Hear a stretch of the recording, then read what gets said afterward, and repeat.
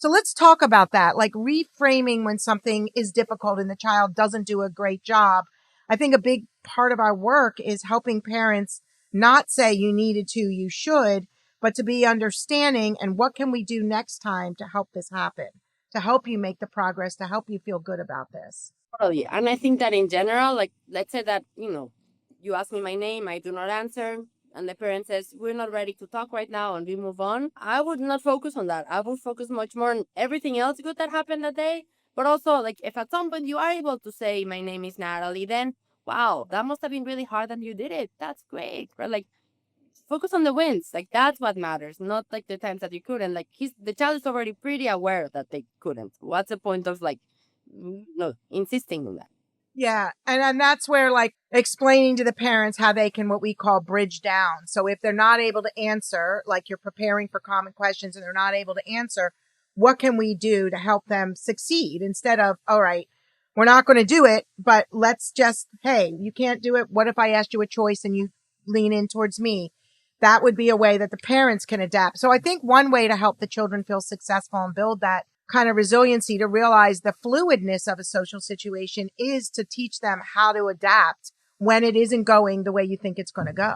And also that it's not that big of a deal. We're Exactly. not ready to talk right now. We move on. And if I, as a parent, model that, nothing happened. We just said we weren't ready to talk. Or like we're working on a break, speaking, let's keep going. And I respond in a pretty casual, calm way, then the child doesn't feel like it was so humiliating either. So you weren't able to do that. That must have been hard, but look what we were able to do today. So Right. it's like one step, maybe two steps forward, one step back sometimes. And that's just the way it is. And that's life in general. That's not even about talking and speaking and communicating. Every single one of us has that, right? You're I mean, playing no a one, sport, you miss three, but eventually you hit the ball. Like, right. right.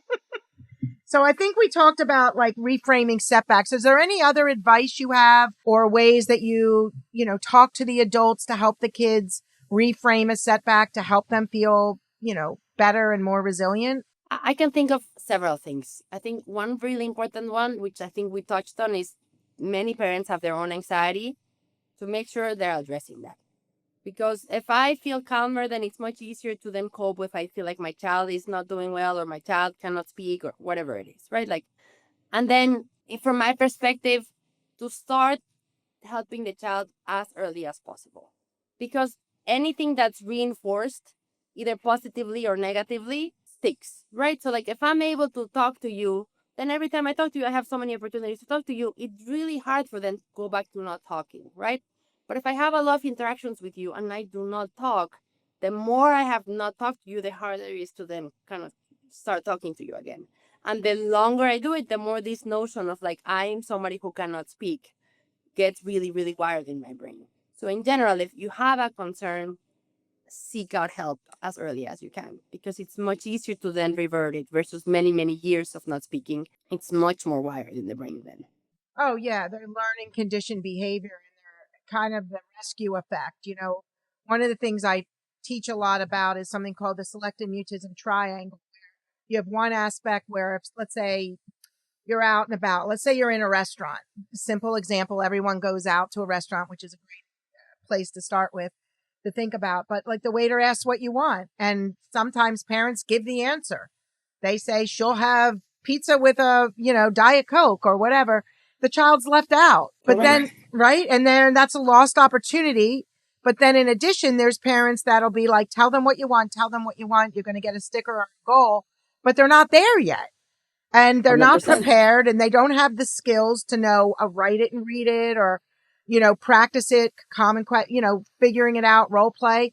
And so it's kind of meeting them in the middle if they're not there yet. So I always want parents to understand that if they're not able to do it, that doesn't mean you just drop it. It means how do you adapt?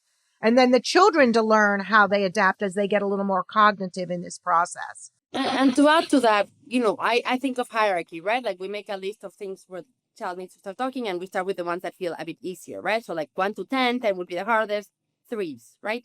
I try to stick with that, like repeat that same 3 until it becomes so easy that the child doesn't even worry. Once that's really, really not an issue, then you move to higher level things, but not a million different things, because a lot of kids with selective mutism do not like surprises. They don't like the startled response, right?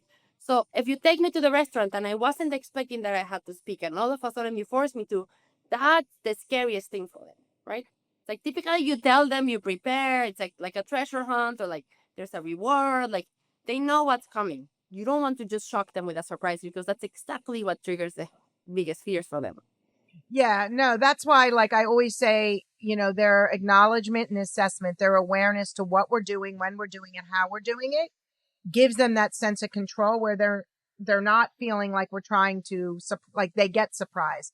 There's something we do called like I Spy, also what action plans, helping them know who's going to be there, what can they ask, what's your answer, what can you ask?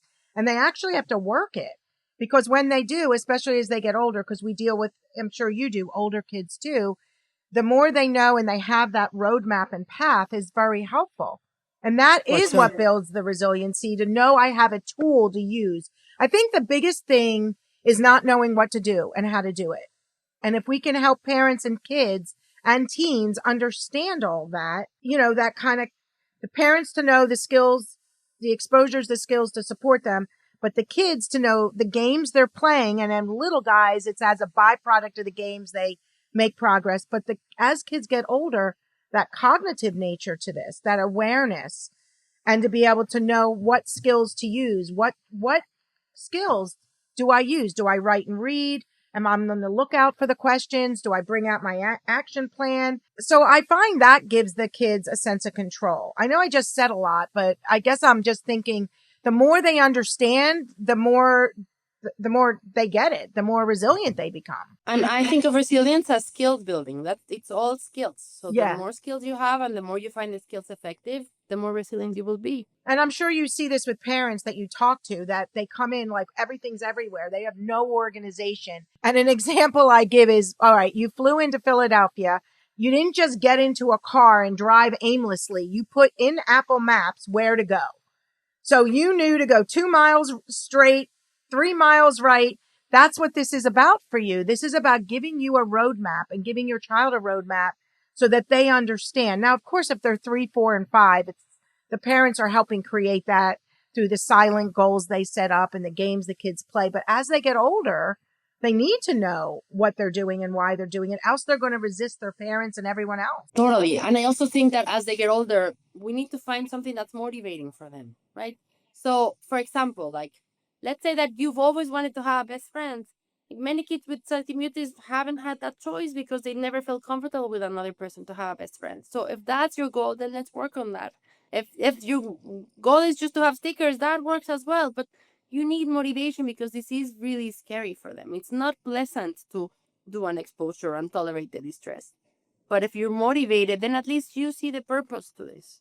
Yeah. And so as they get older, the more internal motivation is important, and the kids won't even open up about what they like, the internal motivation. Many are in denial because they've been so misunderstood and they don't understand. So when you start to really work with them, you start to figure out they do want this. And these are things they'd like to be able to do. And we're going to help you, meet you where you're at and help you. And then all of a sudden the kids start to open up, because I think they go into this kind of closed, I call it like a closed wall, because they don't feel safe. They feel misunderstood. Correct.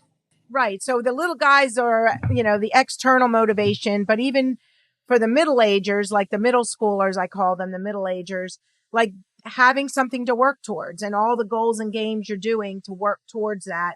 But then the internal motivation at some point has to take over as they get older, because otherwise there's, like you said, how many tokens can you give a 15-year-old? You can't. Yeah.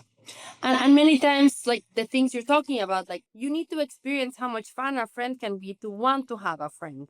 And so it feels a bit of theory to them. Like, well, I've never dated someone. I've never gone to the prom. I've never had but once they start experiencing that a bit, then all of a sudden they see the value to it. So sometimes it's interesting you said that. One of the examples I give is like I had a 11 or 12-year-old boy I was working with, and he loved the Philadelphia Phillies. He loved the Phillies. He loved going to, so I gave him a scenario. So let's say you wanted to go to the Phillies game and you were going there, but your dad or your mom, whoever was taking you, or had a phone call to make, but you needed to get the tickets. How would you get those tickets? Let's talk about how you would, in a very calm, matter-of-fact way, not in a like you need to do it way, but let's talk about it. And he really wants to go. And so sometimes I'll say, as he's struggling, perhaps, this is why you're here, because you want to go to that game. We're going to help you so that you're able to convey what you need so you can go to that game. It may just be a baseball game he wants to go to. He doesn't care about a friend. If it matters to him, that's great. Whatever matters to them.